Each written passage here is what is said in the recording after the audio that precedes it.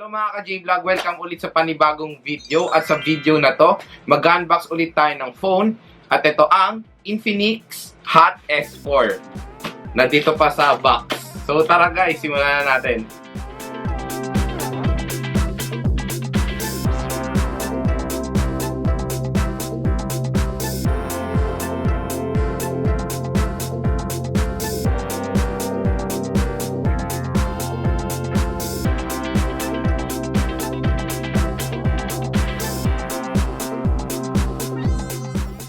So guys, ito si Infinix Hot S4.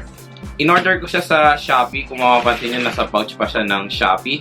At ang official price nito is 8,999 pesos or almost 9,000 pesos. And na-release siya dito sa Philippines, I think, noong May 2019. So tara, start na natin i-open. Diba? Nandito pa sa pouch ng Shopee, nakasecure pa. Ito siya. Shopee. So, in-order ko to guys sa official store ulit ng Infinix. So, pag bibili talaga kayo ng phone, yun nga, inuulit ko. At sinasuggest sa inyo na bumili kayo sa official store para tiwalang-tiwala talaga guys yung store kasi official nga siya. So, i-open na natin to. Wala pala tong freebie guys. Biglaan kasi in-order ko to sa Shopee. So, hindi ko siya kinuha ng sale or anything. Pero nag-sale to guys nung unang launch date. Alam ko naging 7,000 pesos na lang tong Infinix. Pero ang official price niya talaga is 9,000 pesos. So, yun, binili ko siya ng 9,000 pesos. Hindi kasi ako nakaabot nung pre-order dati nung launch date. Kaya, ayun, medyo minalas. Pero, reviewin pa rin natin. Grabe, puro Shopee yung packing tape. Ito ulit siya. May Shopee ulit na packing tape. So, open natin.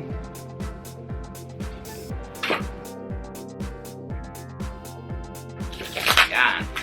So, makikita nyo, sobrang secure pag umorder kayo sa Shopee. Talagang iniingatan nila yung order nyo. Ito siya. Infinix Hot S4. Yan. Naka-plastic pa siya. 6GB ang RAM nito guys at ang internal storage niya is 64GB. So, not bad for price na 9,000 pesos. Tapos ganito yung specs niya. So, yan. Basahin natin yung specs niya. Battery capacity niya is 4,000 mAh. 32 megapixel ang front camera niya. 6.2 inch ang display nito. Triple camera pa siya guys. Grabe, di ba?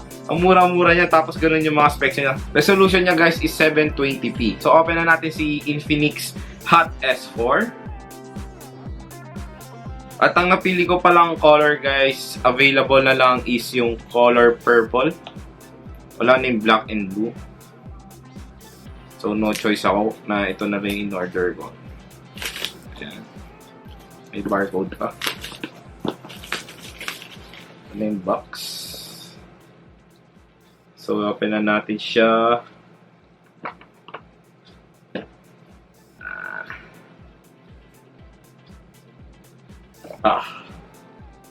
Okay.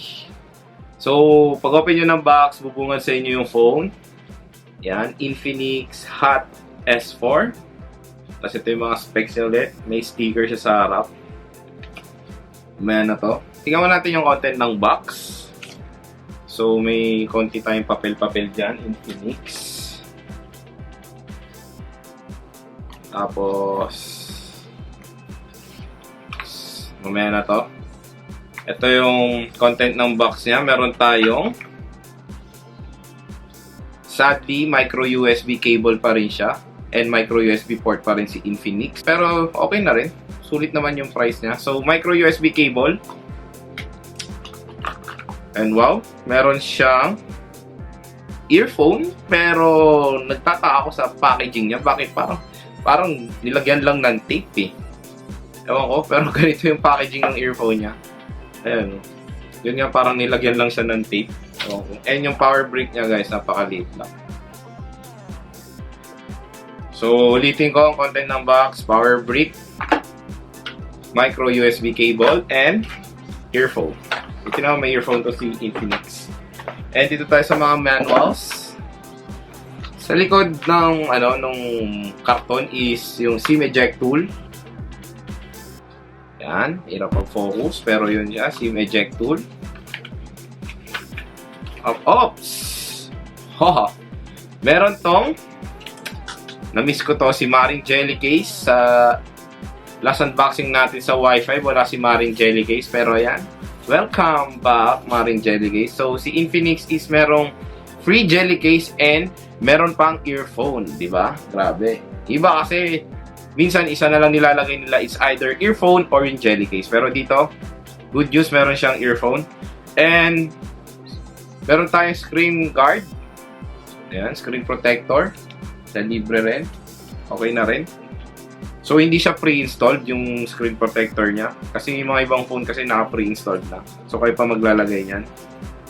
And ito, may mga membership club, warranty card, and manual. Ayan, manual. So, yun lang lahat yung content ng box, guys. So, dito na tayo sa phone. Ito yung likod. So, alisin na natin yung plastic niya. Ito yung pinaka-favorite part ko sa lahat ng unboxing is yung peeling ng plastic. Sarap nung tunog niya eh. Yan. So, sa likod, okay na. Grabe guys, ang ganda! Wow! Ganda ng design niya oh. Grabe oh. Di mo akalain ganito lang presyo niya. Tapos yung specs pa nga, diba? So, sa harap. Yan. Parang nakuryente ako dun ah. Oo, parang nakuryente ako nung pinil ko to. Ito siya.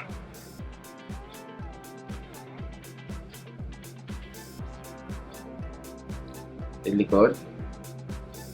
Ganda nung design niya guys, grabe oh. Ito yung triple camera niya.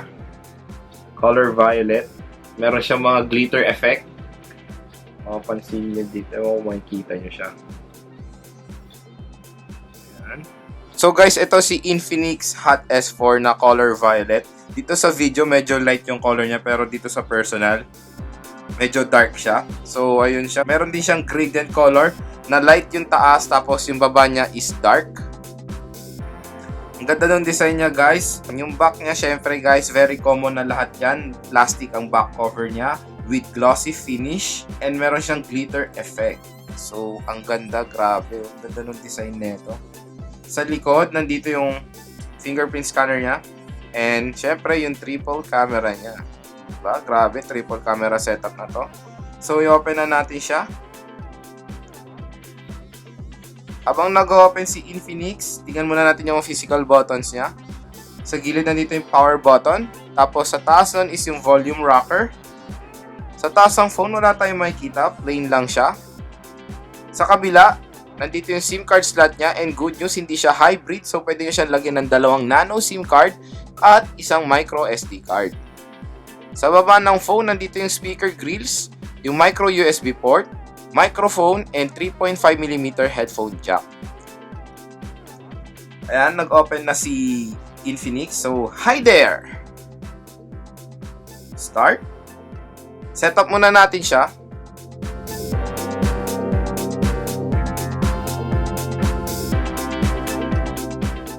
Yan, guys. Sa setup na si Infinix. Ito yung home screen niya. Ganda ng screen niya rin. 720p ang resolution. May notch display. Okay na okay din yung display niya. Perfect for gaming yung laki. At syempre yung battery niya mataas din. Tingnan natin guys yung storage niya out of the box kung ilan na lang available. Ng internal storage niya na lang na available is 54.10 GB. Kung makikita nyo, total space is 64 GB. Tapos yung RAM niya is 6 GB. Tapos ang available na lang out of the box na ino-open nyo siya ngayon is 4.65 GB. Pwede nyo naman i-refresh yan para tumaas ulit yung RAM niya, mag-exit ng mga apps. Pero yan nga, out of the box, yan yung mga available niya. First impression ko dito sa phone, very affordable siya, 9,000 pesos. Tapos grabe yung mga specs niya guys. Triple camera siya, tapos yung RAM niya guys, sobrang taas, 6 GB. And yung screen niya guys, not bad na rin. Yung nagustuhan ko dito talaga sa Infinix din is yung design ng phone. Mukha siyang premium, grabe yung glitter effect niya. Tapos yung color gradient, napakaganda, nagustuhan ko yan. And AI pa yung camera niya. So yun po yung review ko dito sa Infinix Hot S4. Abangan nyo na lang po yung full review ko dito.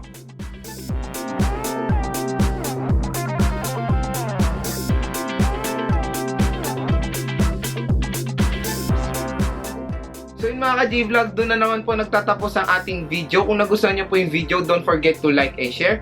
And also subscribe po to my YouTube channel for more upcoming videos. And like me on Facebook at G-Vlog Stories. Kung gusto niyo naman po maging updated sa mga latest kong video, i-click niyo na po ang bell icon for notification.